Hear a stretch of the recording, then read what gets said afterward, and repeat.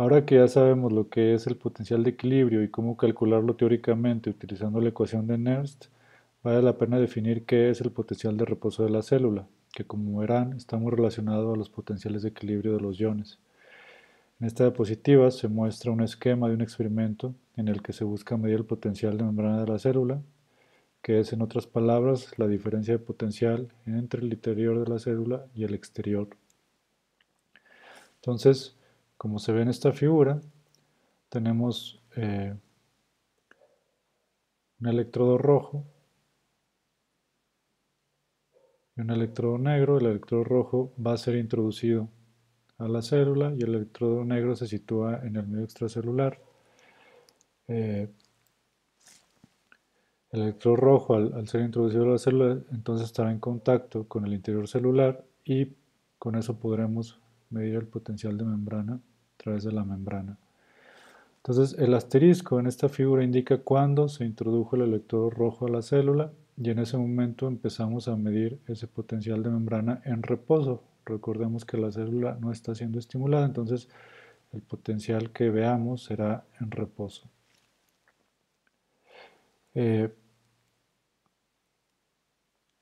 Vemos pues que el potencial que medimos es de menos 70 milivolts en este experimento simulado. Pero ¿por qué ocurre esto? ¿Por qué la célula en reposo tiene un potencial negativo? Bueno, en reposo todas las células tienen un potencial de reposo negativo eh, y que puede estar entre 60 y 90 milivolts más negativo que el exterior. En este caso, pues, de este ejemplo, el potencial de reposo está 70 milivolts más negativo con respecto al exterior y por eso vemos el menos 70 milivolts aquí en la medición. El potencial de reposo de la célula se origina principalmente por el hecho de que en el estado de reposo de la célula muchos canales iónicos de potasio están abiertos y como ustedes ya saben, al haber más potasio en el interior que en el exterior de las células, los iones potasio salen de ella, lo que significa, como ustedes ya saben, una pérdida de cargas positivas para el interior celular, o en otras palabras, que el interior se vuelva gradualmente más negativo. En algún punto la salida de iones de potasio es impedido por el gradiente eléctrico, que puede verse como si el exceso de cargas positivas afuera de la célula tuviera un efecto de repulsión hacia los iones de potasio, o bien que el exceso de carga negativa en el interior tuviera un efecto de atracción que hace que dejen de salir de la célula. En cualquier caso, esto contrarresta el movimiento de iones de potasio, lo que alcanza eventualmente el potencial de equilibrio en el que el flujo neto es cero. De acuerdo con esto, si la célula en reposo fuera permeable únicamente a iones potasio, es decir, que en reposo solo hubiera canales iónicos permeables al potasio abiertos, el potencial de reposo de la célula sería exactamente igual al potencial de equilibrio del potasio. Sin embargo, las cosas no son tan simples. Resulta que en reposo no solo hay canales de potasio abierto en la célula, sino que puede haber también algunos canales de sodio y calcio u otros iones que están abiertos, lo que significaría que también ese tipo de iones, de sodio, de calcio, etcétera, pueden entrar o salir de la célula, entonces modificando el potencial de reposo de la célula. Entonces, es la permeabilidad de la membrana, principalmente el potasio, lo que deja el interior de la célula más negativo o negativo y el exterior positivo. Se forma el gradiente eléctrico que contrarresta el gradiente químico y se alcanza un potencial de reposo que está dado por la permeabilidad de la membrana celular a los diferentes iones y en el que tienen mucho que ver los potenciales de equilibrio de esos iones. Si recuerdan los ejercicios del cálculo del potencial de equilibrio del sodio y del calcio, que quedaron pendientes para ustedes en el video anterior y que espero que hayan hecho, por cierto, sabrán que los potenciales de equilibrio del sodio y del calcio son positivos, a diferencia del potencial de equilibrio del potasio,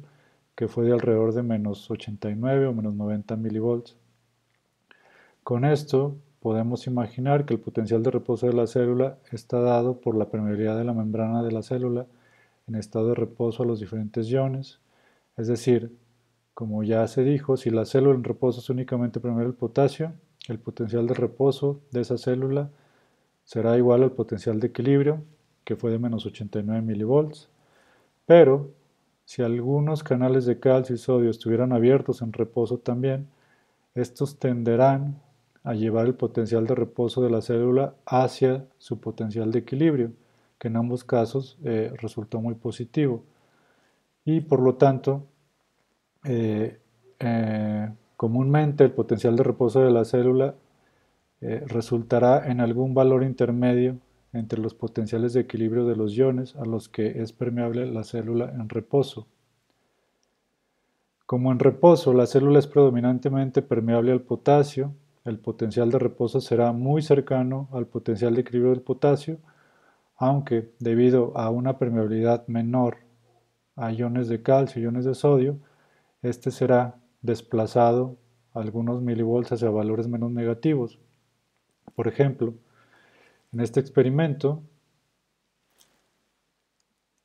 si el potencial de reposo que vemos es de menos 70, lo que quiere decir que la permeabilidad del sodio y calcio llevan al potencial de equilibrio del potasio de menos 90 a un valor de un potencial de reposo de menos 70 por la permeabilidad a otros iones como el sodio y el calcio.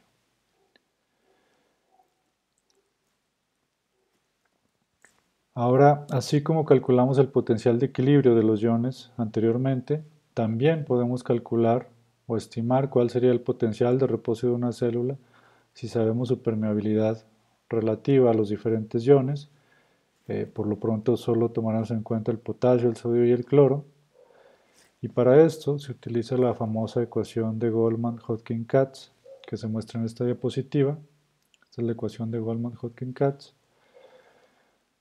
Esta ecuación incluye las mismas constantes, la constante universal de los gases, la constante de Faraday, la temperatura en grados Kelvin, tiene las concentraciones extra e intracelulares del potasio, del sodio, del cloro, pero ahora incluye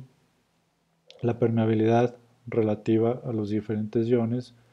por esa membrana. Estas últimas, las permeabilidades, se determinan tomando una de ellas como referencia y definiendo las otras dos en términos de esa referencia. En el ejemplo que se muestra, se busca calcular el potencial de reposo de una acción del calamar gigante en el que la permeabilidad al potasio es 33 veces más grande que la del sodio y la permeabilidad al cloro es 3 veces más grande que la del sodio. Eso quiere decir que hemos elegido la permeabilidad al sodio como referencia y por lo tanto, si tenemos que la permeabilidad al sodio la ponemos como referencia igual a 1, quiere decir que la permeabilidad al potasio es igual a 33 y la permeabilidad al cloro es igual a 3. Es decir, este 33 es relativo a la permeabilidad al sodio y como dijimos que es 33 veces más permeable al potasio que al sodio, entonces la permeabilidad del potasio es 33 y de la misma manera la permeabilidad al cloro es 3. Si sustituyen estos valores, todos estos valores, todas estas concentraciones, las constantes, que ustedes ya saben cuáles son sus valores, podríamos llegar que el potencial de reposo de esa célula es de alrededor de menos 74.7 milivolts.